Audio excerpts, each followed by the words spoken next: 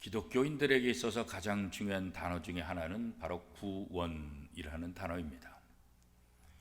이 구원은 우리에게 정말 은혜로운 단어이지요.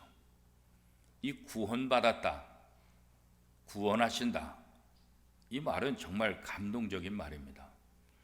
왜냐하면 우리 스스로 죄인인 우리가 구원받을 수 없기 때문에 그렇습니다. 그런데 이 기독교 용어 중에서 이 구원이 굉장히 중요하고 의미가 있고 가치 있는 것인데, 우리 그리스도인들이 종종 착각하고 있는 것은 뭐냐면 이 구원을 너무나 쉽게 생각한다는 거예요. 사실 어떻게 보면 우리 편에서는 구원을 너무 쉽게 받죠. 이 구원에 대해서, 우리가 구원을 받는 것에 대해서 우리가 어떤 대가를 지불했습니까? 여러분 구원받았으면서 구원받았다 이렇게 말을 하실 때 여러분이 이 구원을 받기 위해서 어떤 대가를 치르셨나요? 어떤 험한 고생을 하셨나요? 어떤 대단한 것들을 포기하셨나요? 사실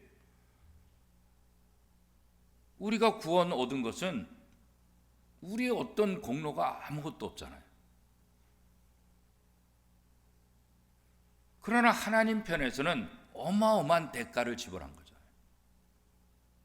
우리를 구원시키기 위해서 하나님의 독생자 예수 그리스도를 십자가에 못 박는 어마어마한 대가를 지불하면서 우리를 구원시킨 거잖아요. 내가 어떤 대가를 치르지 않았다고 해서 그것이 가치가 약화되거나 쉽다, 그렇게 말할 수는 없죠. 어린아이가 태어나는 것, 출산하는 과정을 보더라도 어린아이가 무슨 노력을 했어요, 그죠? 어린아이가 그 태아가 노력한 게 뭐가 있어요, 그죠? 엄마가 노력한 거죠. 그 태아를 10달 동안 뱃속에 품으면서 이 아이가 행여나 잘못될까 봐, 그죠? 10달 동안 산모는 어마어마한 대가를 지불하잖아요, 그죠? 어린아이 입장에선 쉽게 태어나는 것 같지만 그 생명이 이 땅에 태어날 때까지 산모는 10달 동안인 어마어마한 대가를 지불해서 그 생명을 잉태하는 것 아니겠어요, 그죠?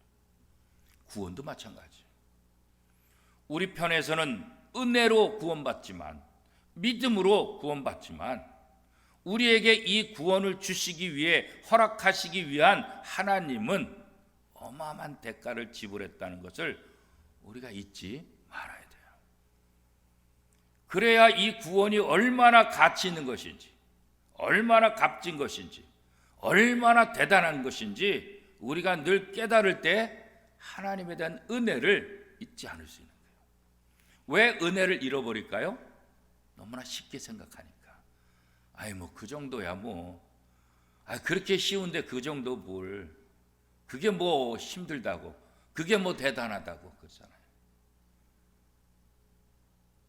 그러나 우리가 받은 구원의 대가를 지불하기 위한 하나님은 어마어마한 손해를 보셨다는 것을 우리가 기억해야 돼요. 자, 오늘 본문에 보면 오래전에 꾸었던 꿈을 생각한 요셉. 어떻게 오래전 꿈을 다시 한번 기억할 수 있었을까요?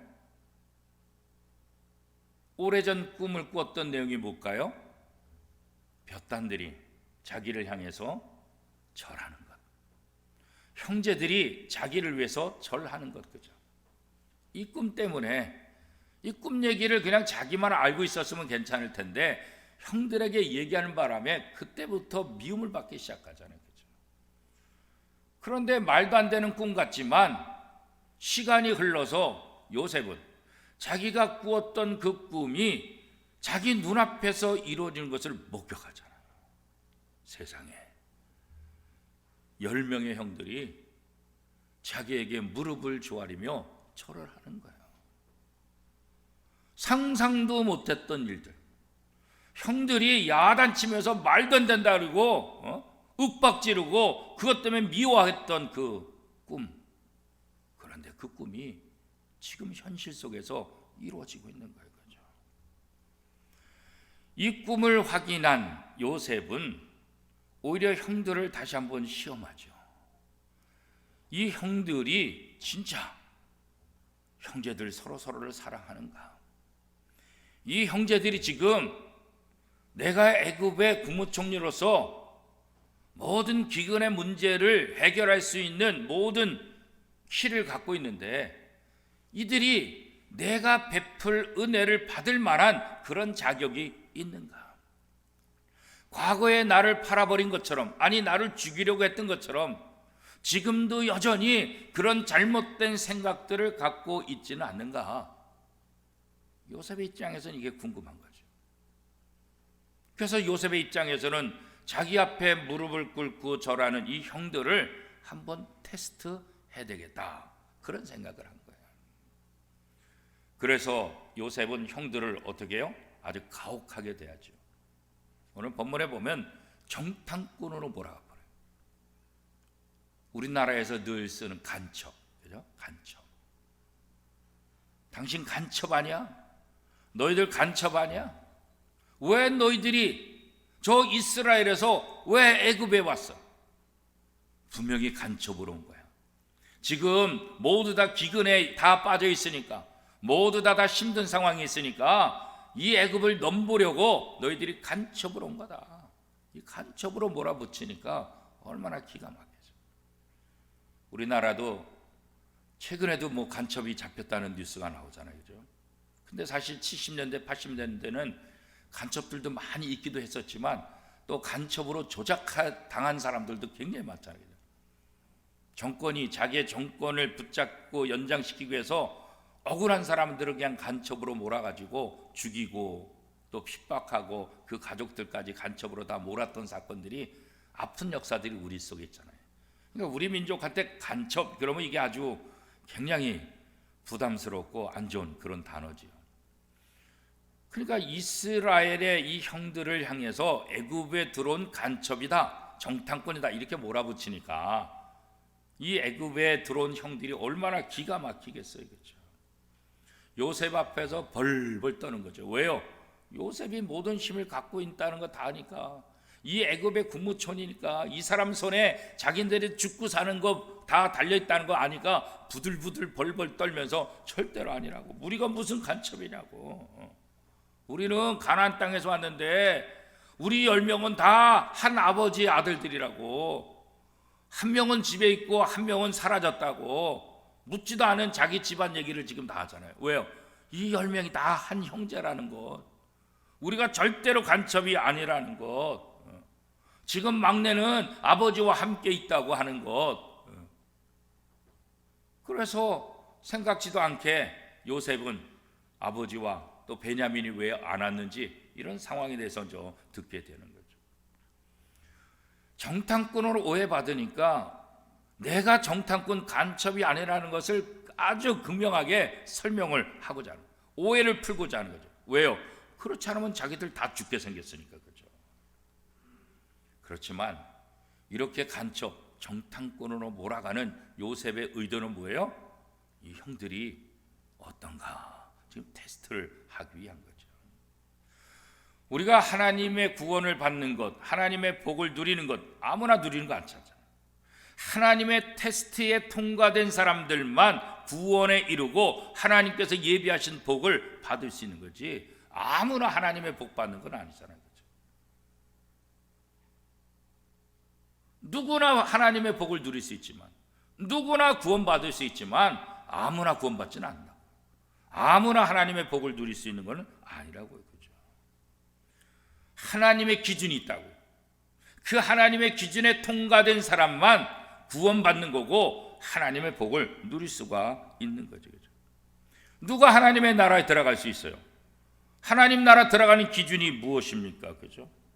하나님 나라 기준에 통과되면, 그 하나님의 나라에 들어가면 세상에서 맛보지 못한 풍성한 하나님의 은혜, 그 복을 누릴 수 있다고 성경이 얘기하고 있잖아요, 그렇죠? 요셉은 형들을 테스트해서 이 형들이 내 도움을 받을 수 있는 자격이 있는지 없는지 지금 이거 확인하려고 하는 거죠. 우리가 하나님 나라 들어가기 위해서 하나님 나라의 기준은 뭘까요? 성경은 거룩함이다. 하나님이 거룩하시다. 내가 거룩하니 너희도 거룩하라. 우리가 하나님 나라 들어갈 수 있는 비결은 다른 것 없어요. 거룩해져야 돼요. 우리 죄 문제를 해결하지 않는 이상 죄인으로서 하나님 나라 들어갈 수 없다고. 우리가 거룩한 존재가 되어야 거룩하신 하나님의 자녀가 되고 거룩한 하나님의 나라에 들어갈 수 있는 거지, 우리가 거룩한 사람으로 변화되지 않으면 절대로 그런 일이 있을 수 없는 거죠. 이 하나님이 요구하시는 거룩은 낮은 수준이 아니에요. 굉장히 높은 수준이죠. 인간이 어떤 노력을 해서 얻을 수 있는 그런 수준이 아니라고요. 아무리 노력하고 발버둥 친다 할지라도 그 기준을 통과할 수 없을 정도의 그런 높은 기준이라고요. 하나님은 하나님 나라의 기준을 절대로 낮추지 않아요. 아유, 이렇게 힘들구나, 지금 커트라인을 낮춰주자. 세상에서는 시험 볼 때 커트라인이 60이다. 그런데 너무나 다 못 본 거예요. 60점 넘은 사람이 너무 작아. 그러면 어떻게 해요? 그럼 커트라인을 한 5점만 더 내리자, 10점만 더 내리자. 세상에서는 그렇게 커트라인을 내려서 합격시킬 수 있어요. 그죠? 합의하면은. 그런데 하나님의 나라는 하나님께서 절대로 커트라인을 내리지 않으세요. 하나님 나라 기준에 부합돼야만 들어갈 수 있는 거지, 절대로 커트라인을 내리거나 봐주거나 얼렁뚱땅해서 하나님 나라 들여보내는 그런 일은 절대로 없는 거예요. 성경을 통해서 이것을 반복해서 얘기하고 있어요. 내가 거룩하니 너희도 거룩하라. 예수 그리스도를 통해서 우리가 세례를 받는 가장 중요한 이유가 뭘까요? 우리가 거룩해짐을 다시 한번 경험하는 거예요. 우리 장로교 개혁교회는 물을 이렇게 몇 번 이렇게 뿌리고 물을 이렇게 하지만 사실 성경에 어떻게 해요? 침례잖아요. 침례. 물속에 완전히 다. 저도 개인적으로는 침례를 하는 것이 좋겠다 그런 생각을 해요. 그런데 환경적으로 어렵잖아요. 사실은 침례가. 침례하면 제일 확실하지. 완전히 물속에 들어가서 온몸이 젖고 완전히 물속에 들어가서 나는 죽었다. 그리고 다시 나오면서 아이고 살았다. 이 침례가 확실히 내가 모든 죄가 죽고 다시 살아났다는 것을 경험할 수 있는 가장 좋은 방법이긴 해요. 그런데 이제 현실적으로 그런 것이 갇혀 있지 않으니까 약식으로 하는데, 그러나 물속에 물을 많이 담궜다고 해서 세례의 효력이 있고 물이 조금 있다고 해서 세례의 효력이 없냐? 그렇진 않아요. 왜냐하면 세례의 효력은 물에 있는 것이 아니라 성부와 성자와 성령의 이름으로 주는 거기에 효력이 있는 것이지 물의 양에 따라 있는 것은 절대로 아니기 때문에. 그래서 우리는 이제 환경 때문에 그렇게 이제 하고 있는데, 이 세례의 가장 중요한 의미가 뭘까요? 거룩해지는 거예요. 내 모든 죄가, 이 죄인인 내가 물속에 잠기는 순간 어떻게 해요? 죽었다. 그리고 나는 다시 새로워졌다. 그래서 이 거룩한 자들만 성찬에 참여하는 거예요. 성찬에는 세례받지 못한 사람은 참석하지 못한다. 우리는 혹시 세례받지 못했다 할지라도 예수 그리스도를 구주로 자기가 영접했다, 나는 예수 안에서 새로운 사람이다 고백한다고 한다면 성찬에 참여하는 것을 금하지는 않고 있지만, 원래는 어떻게 해요? 세례받은 사람만 성찬에 참여해요. 세례는 뭐예요? 거룩한 존재가 됐다는 거예요. 성찬은 뭐예요? 거룩한 하나님의 백성들이 이 성찬에 참여하는 거예요. 그러니까 이 세례와 성찬은 거룩함이라는 것을 상징적으로 보여주는 거예요. 그러니까 하나님 나라 백성이 될 수 있다는 것은 다른 기준이 없어요. 오직 유일한 기준, 유일한 방법은 뭐예요? 예수 그리스도. 예수 그리스도를 영접함으로 우리의 모든 죄가 다 씻김을 받는 거죠. 예수님께서 십자가에 못 박힐 때 우리의 모든 죄를 예수님이 다 짊어지시고 십자가에 못 박혀 돌아가셨으므로 이 은혜, 십자가 은혜를 믿음으로 우리는 구원을 얻었다. 에베소서 2장 8절에 그렇게 얘기하고 있잖아요. 그죠? 그래서 우리가 하나님의 백성이 되기 위해서는 하나님의 기준을 통과해야 되는데 그 기준은 뭐예요? 거룩함. 그럼 그 거룩함을 우리가 얻을 수 있는 유일한 방법은 뭐예요? 예수 그리스도밖에 없는 거예요. 그래서 오직 예수예요. 예수님을 통해서만 우리가 거룩해지고 예수님을 통해서만 하나님의 자녀가 되고 예수님을 통해서만 하나님 나라 들어갈 수 있는 거예요. 그래서 예수를 믿으라고 증거하는 거예요. 만약에 다른 방법이 있으면 굳이 예수를 믿으라고 왜 하겠어요? 그죠? 다른 방법이 없어요. 자, 지금 이 요셉의 형들 결국은 정탐꾼으로 몰려가지고 감옥에 다 갇히죠. 사흘을 다 갇힌다고요. 그런데 이들이 살아날 수 있는 방법 뭐겠어요? 다른 방법이 없어요. 요셉의 말에 순종하는 것 이거 외에는 없다고요. 그죠?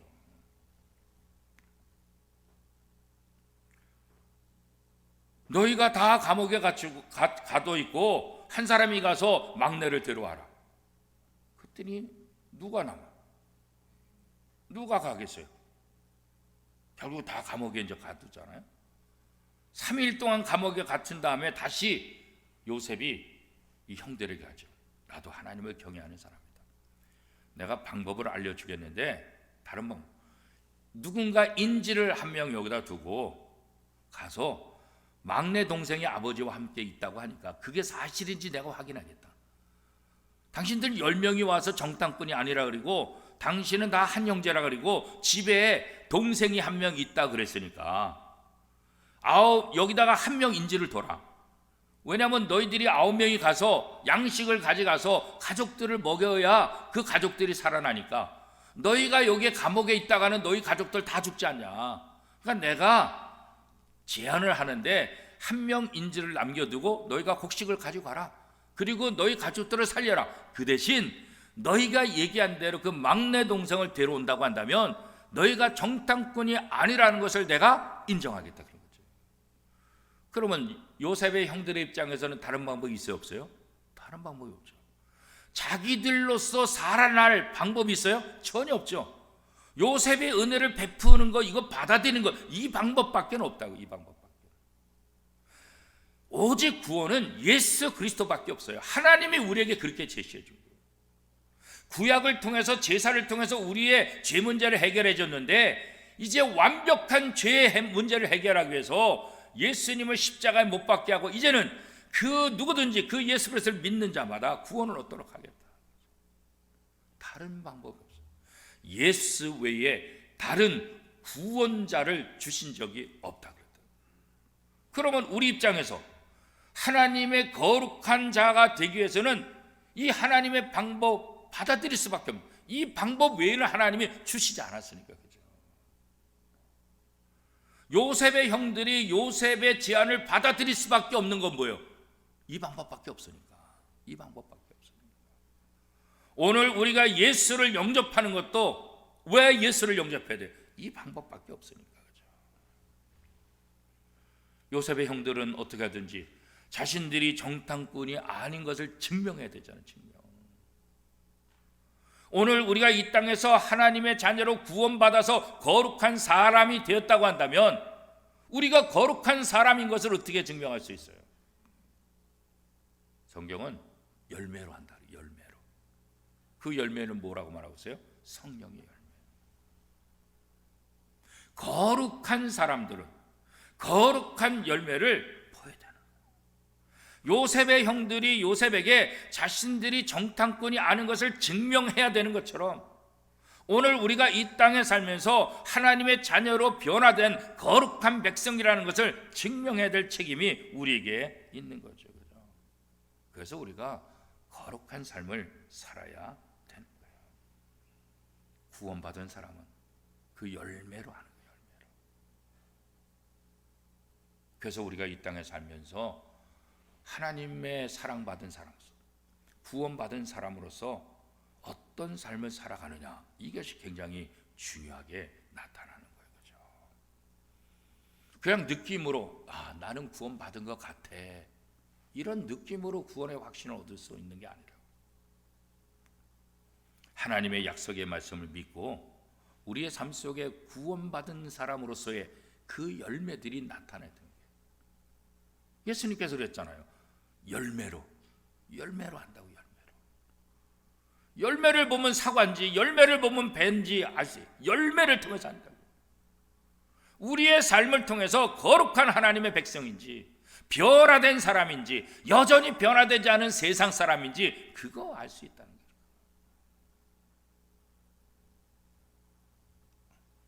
결국 10명의 형제들은 한 명만 감옥에 남고 9명은 곡식을 가지고 다시 돌아가는 그런 결정을 할 수밖에 없죠. 왜? 그 방법밖에 없기 때문에 그런 거죠. 우리는 이 땅에 살면서 거룩한 삶을 살아가야 되는데 그럼 어떤 것이 거룩한 삶일까? 다른 것 없어요. 예수님처럼 살아가는 거예요. 그렇죠? 다른 방법이 없어요. 예수님이 이 땅에 오셔서 삶을 살아가신 그 모습을 우리를 통해서 예수님의 빈자리를 우리가 채워야 돼요. 사도 바울은 그리스도의 남은 고난을 채우려 함이라 그랬잖아요. 자기 몸. 주님의 그 모습을 교회를 통해서 보여주기로 해요. 주님의 모습을 성도들을 통해서 보여주기로 하는 거예요. 예수님의 빈자리를 누가 채워야 될까요? 교회가 채우는 거예요. 누가 채워야 될까요? 성도들이 채워야 돼요. 그래서 예수님이 안 계신 것이 아니라 교회를 통해서 예수님의 모습을 보여야 되고 성도들을 통해서 예수님의 모습을 보여야 되는 거예요. 그렇죠? 우리가 받은 구원은 끝이 아니라 시작이에요. 구원이 끝이라고 한다면 구원받는 순간 우리는 다 죽겠죠. 왜? 구원이 끝이니까. 그러나 우리가 예수 믿고 구원받은 다음에 다 죽나요? 안 죽잖아요. 이 세상에 살고 있잖아요. 왜요? 이 세상에서 우리가 해야 될 일이 있기 때문에 그런 거죠. 그죠? 그래서 구원받은 사람은 누구보다도 하나님의 복을 받은 사람. 하나님의 복을 받은 사람들은 이 땅에서 예수님의 역할을 해야 되는 거예요. 이 땅에서 예수님이 죄인들을 위해서 십자가에 못 박히며 헌신하며 희생하며 그들을 사랑한 것처럼 이제 우리가 이웃들을 향해서 희생하며 헌신하며 사랑하는 그런 삶을 우리가 살아가야 되겠죠. 예수 그리스도의 모습을 우리의 삶 속에서 담아야 된다는 거죠. 그게 바로 구원받은 사람들이 해야 될 삶의 자리예요. 그래서 하나님의 도우심이 필요한 거예요. 왜 하나님이 나를 구원받게 하셨는가? 이거 알아야 돼요. 그저 나 혼자 행복하고 나 혼자 기쁘게 하기 위해서 하나님이 내게 구원의 은혜를 베푸셨는가? 구원의 복을 내게 주셨는가? 그렇지 않잖아요. 예수님이 이 땅에 오신 목적은 하나님의 뜻을 이루기 위함인데 자기 자신만을 위한 것이냐? 그렇지 않잖아요. 이 땅의 모든 죄인들 그들을 구원하기 위한 하나님의 뜻을 이루기 위한 것이지 자기 개인의 욕심을 이루기 위한 하나님의 뜻이 아니었잖아요. 그렇다고 한다면 오늘 우리들이 구원받은 사람으로서 이 땅에서 삶을 살아갈 때 어떻게 해야 되냐? 우리를 통해서 다른 사람들이 하나님의 사랑을 깨닫게 하고 하나님께로 돌아갈 수 있는 그런 중간 역할을 하는, 통로 역할을 하는 것. 우리가 하나님의 복을 받은 사람으로서 나를 통해서 다른 사람들이 또다시 하나님의 복을 받는 사람들로 변화되도록 역할하는 것. 그거 바로 저와 여러분이 해야 될 것이죠. 특별히 교회 창립 50주년을 맞이한 우리 원미동교회가 이제 이 복을 더 나누는 그런 역할을 해야 되지 않겠습니까? 나만 바라보는 욕심 많은 사람이 아니라 우리 옆을 바라보고 앞을 바라보고 뒤를 바라보고 이 세상을 바라보고 하나님의 사랑이 필요한 곳에 하나님의 사랑을 나누고 친구하는 삶을 살아가는 것. 그것이 바로 구원의 복을 받은 사람들이 해야 될 가장 중요한 일일 것입니다. 이 일에 저와 여러분의 남은 인생을 통해서 함께 동참하고 함께 이 거룩함을 형성해 나가고 거룩한 하나님의 나라를 만들어가는 일에 귀하게 쓰임받는 일꾼들이 될 수 있기를 축복합니다. 오늘